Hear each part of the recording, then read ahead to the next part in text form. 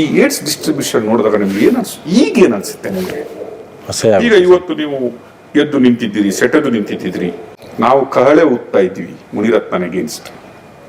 ನೀವು ಅದರ ಮಧ್ಯೆ ಒಂದು ಸೀಟಿ ಊದ್ಲಿಕ್ಕೆ ಬಂದಿದ್ರಿ, ನಮ್ಗೆ ತುಂಬಾ ಸಂತೋಷ ಇದೆ. ನೀವು ಮುನಿರತ್ನ ಸಂಘದ ಅಭಿಮಾನಿಗಳ ಸಂಘದ ಉಪಾಧ್ಯಕ್ಷರಾಗಿದ್ದವರು. ಇದನ್ನು ನೋಡಿದ್ರೆ ನಿಮ್ಗೆ ಅನ್ಸಲ್ವಾ, ಕಾಲಿಯಲ್ಲಿ ಇದ್ದಿದ್ದನ್ನು ಕೈಯಲ್ಲಿ ಇಟ್ಕೊಂಡು ಅದೇ ಮುನಿರತ್ನ ಕಳಿಸ್ತಾ ಇದ್ದ ನನ್ನನ್ನು ಇನ್ನೊಬ್ಬರಿಗೆ ಬಡಿಲಿಕ್ಕೆ, ಇವತ್ತು ನಾನು ಅವನಿಗೆ ಬಡಿಬೇಕು ಅಂತ ಅನಿಸ್ತಾ ಇಲ್ವಾ?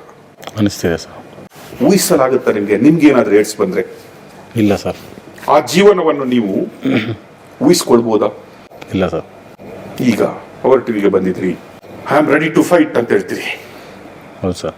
ನಾಳೆ ಆಗಬಹುದಾದಂತಹ ಡೆವಲಪ್ಮೆಂಟ್ ನಿಮಗೆ ಗೊತ್ತು.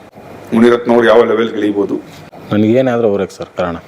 ನಿಮ್ಗೇನಾದರೂ ಅವರೇ ಕಾರಣ? ನನಗೇನೇ ಆದ್ರೂ ಅವರೇ ಕಾರಣ ಸರ್. ನನಗಂತೂ ಭಯ ಇದೆ ಅವ್ರ ಮೇಲೆ. ಏನು ಬೇಕಾದ್ರೂ ಮಾಡಿಸ್ತಾರೆ ಅವರು, ಯಾವ ಲೆವೆಲ್ಗೆ ಬೇಕಾದ್ರೂ ಬರ್ತಾರೆ.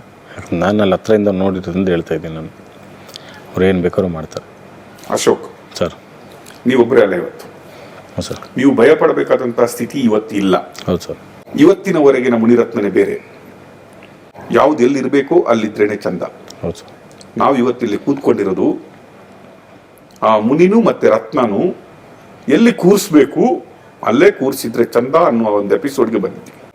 ಪವರ್ ಟಿವಿ ಮಾತ್ರ ಅಲ್ಲ, ಕರ್ನಾಟಕ ಮಾತ್ರ ಅಲ್ಲ, 7 ಕೋಟಿ ಜನಗಳು ಮಾತ್ರ ಅಲ್ಲ, ಭಾರತ ದೇಶದ 150 ಕೋಟಿ ಜನಗಳು ಎಕ್ನಾಲಜ್ ಮಾಡುವಂತಹ ಇದು ಸೇವೆ. ದೇಶ ಸೇವೆಗಳಲ್ಲಿ ಇದೊಂದು ಸೇವೆ ಅಂತ ಅನ್ಸ್ಕೊಂಡಿದ್ದೀವಿ. ಹೌದು sir. I am sure you will be with us in this fight forever. ಸರಿ ಸರ್, ಮಾಡ್ತೀನಿ ನಾನು.